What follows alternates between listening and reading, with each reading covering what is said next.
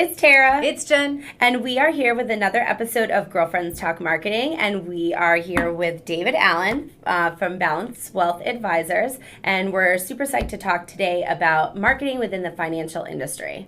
So tell us a little bit about Balance Wealth and what you do. So Balance Wealth Advisors is an independent financial advisory practice with LPL Financial. We have discretionary portfolios that we manage for our clients, and we help clients with advice and executive summaries and kind of keeping track of everything that they have going. Yep. Excellent. And so what do you find are the biggest challenges when you're trying to market not only your services and products, but, who you are? I would say what I'm looking to do to market to other business owners. So the average age of advisors in the marketplace is probably 60 plus at this point. Mm-hmm. So over the next 10 years, a lot of advisors are going to retire. Yeah. So my job is to go out and try to find those advisors, look at putting together some succession plan so that we can take over their practice over 1, 2, or 3 years, yep. and then integrate the advisors, the younger advisors especially, that are part of our practice into those practices. That's what I'm looking for.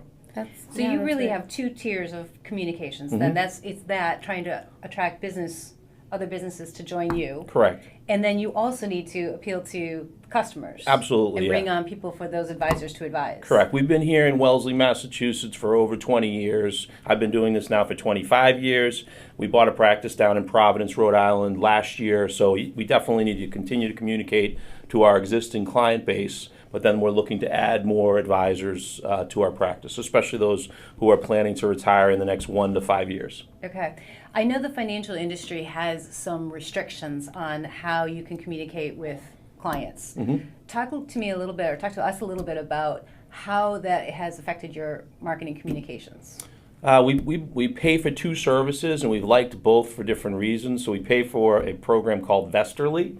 It's an artificial intelligence program where it sends randomly 1 to 19 articles to people, but then it starts to send people more of what they want over time. Okay. So it just takes time for clients to kind of show us what they like. Mm-hmm. And then we use a different program called Advisor Stream, which does social media posts and also emails.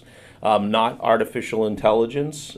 It's just, it's cheaper, obviously. Okay, yeah. So we're trying out both and trying to figure it out. We've had both programs running for a year plus now, and we probably will wean it down a little bit and probably will only use it for those people who want it versus for everybody. Okay. Yeah. So those are the ways that you reach out to them on social media? Correct. Or through email? Both. Okay. Social media and email. Yep. And then you also do some events type things. Can you talk to us a little bit about those and how that effective you found that to be? Sure. The last marketing event, it wasn't really, I would say it's marketing. Sure. The last marketing event that we did was brewing beer and making Chianti wine. So So we did that. We did that just long enough ago to have it all here for the holiday party. So we brewed, 6 kegs. We bottled all of that, and then different types of beer. It's at a local craft brewery place in Natick, Massachusetts, and we probably had 40 clients there on the night of the brewery. We probably had 25 there on the night of the bottling or the daytime,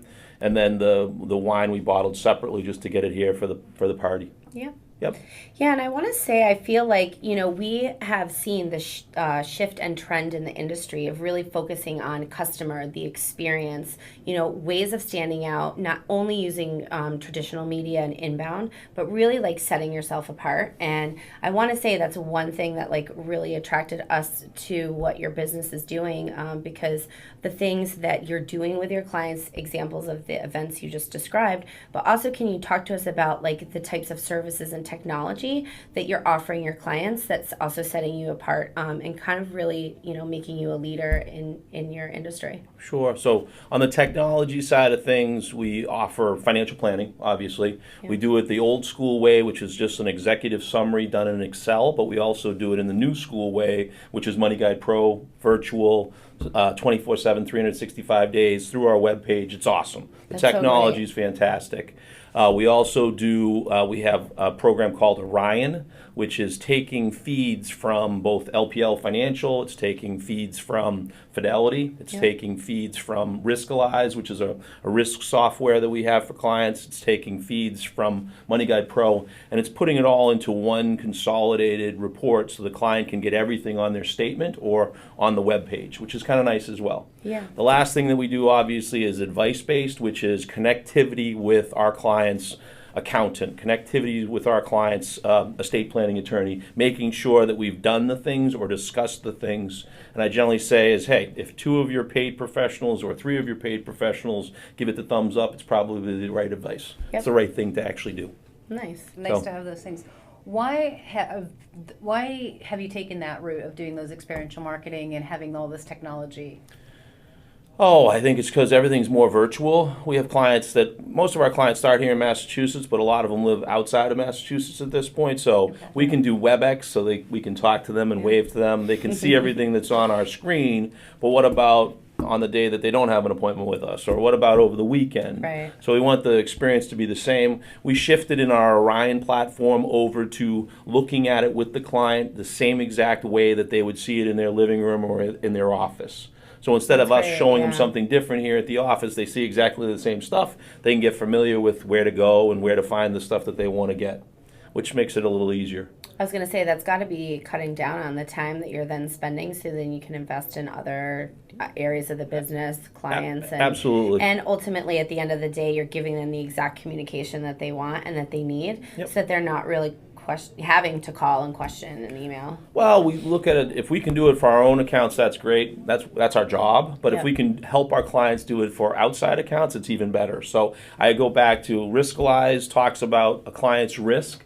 So risk is measured in 1 through 100. Whatever the client assessed their risk to be, their investment should match that. If they don't, probably a talking point. Yep. And then secondly, so once you get your risk number correct, that's just how comfortable you are with losing money. Yeah. Then you go in, that's what it is. 100, you're comfortable losing it all, and a 1, you don't want to lose any of it. Okay. So if you look at clients who are planning for retirement, they're probably anywhere from 50 to maybe 75 on the high end. Okay. The S&P 500 would have a risk number of 75. Let's just call it. So that would be all U.S. equities. So it's going to be somewhere in that vicinity. If you are 30 years old and you have a long time till retirement, maybe you're an 80 or an 85 and you're buying single issue stocks, and that's okay too. Right. But you'll figure out the volatility associated with that at some point in time.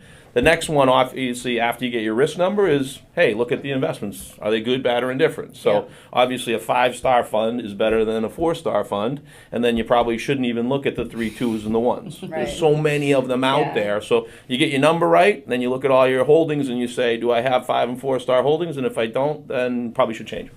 Cool. And if you could press a button and have it do that for you automatically, you wouldn't Huzzah. need me.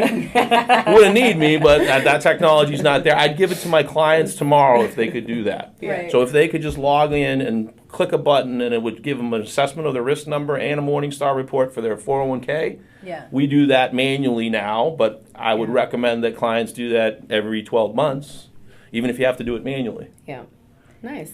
So what are you working on now? From a Lots of them. I know the to-do list is always very long, but Yeah, the biggest, I know this is coming out. Okay. Calendars we've been doing for years. So we ask all of our clients to send us their favorite pictures from wherever they've traveled to, generally in the previous 12 months, but it could be from a couple years back. We're not particular that way. And then we do fracture pictures, so they sit on our walls. We change out our walls. Oh, So this that's one nice. here was Jack and Pat from Methuen. This is a trip they took to Canada, and they've been clients since 1996. It's so I love that because awesome. that just shows. It's, instead of just telling, you're showing. Yeah, I like Storytelling. They're all kind of nice. It's amazing. So then we leave them on our office, either in the conference rooms or in the lobby or in the hallways. And then at the end of this year, when we get next year's calendar done, we'll take these down, wrap them up, give them to Jack and Pat when they come in. They can take it home and put it on there. Awesome. It's kind of cool. It's Yeah. neat. It's a a nice great way to. of It's connecting amazing. with clients as well as showing other clients. Yep. You could have this. Well, and who doesn't love vacation spots? Yeah, there's some nice It's pictures really around why here. you invest a lot of money so you can retire and go on nice That is correct. vacations. Yep. So awesome. So what else do you have going on? Oh, there's too many things to think of. Our biggest focus right now is trying to get updates on our discretionary portfolios, where we would before we make an adjustment in the 5 discretionary portfolios we manage, we would have a video approved and ready to go to say, here's what we did and why we did it, and do it Okay. in less than a minute. Okay. So if recently we sold out of a lot of high quality bonds that are going to be negative this year, and we bought something that is going to give us a positive return of approximately 3%. Yeah. Okay, so basically it's a buy and hold to maturity bond, high grade corporate bond versus a high grade corporate mutual fund. Okay. Mutual funds are losing money this year, Right. and the bonds, if you buy them and hold them to next year, are going to be fine. They're going to earn 3 versus -2. So when we did that, I don't know, let's say we generated at least 500 or 1,000 confirmations via email and via pieces of paper in the mail. Yeah. And all I want to be able to do is send a little note that says, here's what me and Leo did for you today in your discretionary portfolio, which you entrusted to us, Yeah. in a 60-second message so they could just listen to us. Okay. Yeah. There's a reason for what we did, and the reason in the simple terms is, do you want to have -2 or +2? And 4% spread on enough money matters to me. Yep. Right. I don't want to lose any more money. Now, if we're looking to the future, we're worried about high-grade bonds. We're worried about junk bonds, floating rate bonds, anything that has credit worries.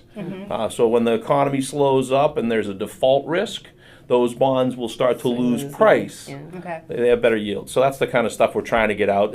Regulatory stuff and getting compliance involved and getting approvals is the holdup. We're going to keep pushing.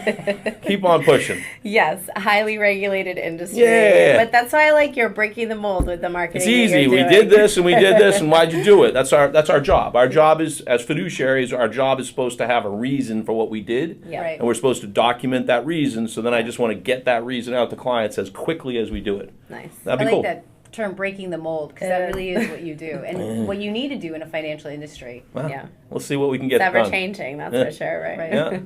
Awesome. Well, thank you so much for joining, sharing your knowledge and experience. We really appreciate it, and thank you for joining. And we'll see you next time. Thanks for having me, ladies. Thanks. Bye.